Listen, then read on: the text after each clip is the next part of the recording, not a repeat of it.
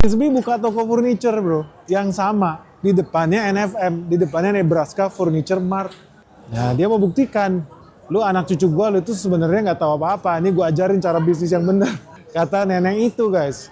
Lu bayangin umur 96 tahun bukannya pensiun, tapi malah buka bisnis baru. Berantemlah dengan Nebraska yang udah jadi kepemilikannya Warren Buffett. Nah anak cucunya si Mrs. B itu pada bilang nggak apa-apa, nggak bakal sukses itu Mrs. B. Udah out of date ilmunya. Santai aja bro, kata anak-anaknya Mrs. B ya. Tapi ternyata cuma dalam waktu 2 tahun, toko yang didirikan sama Mrs. B, lu bayangin, berhasil mengalahkan penjualan di toko pertamanya sendiri. Jadi Mrs. B lebih fighter, lebih ngerti. Cuma dalam waktu 2 tahun loh. Dan ujung-ujungnya apa? Lu bayangkan mereka sampai pernah catat rekor toko baru yang dibikin sama Mrs. B itu menjual karpet ya, namanya furniture. Dia jual karpet, beberapa karpet, sofa paling banyak se-Nebraska. So akhirnya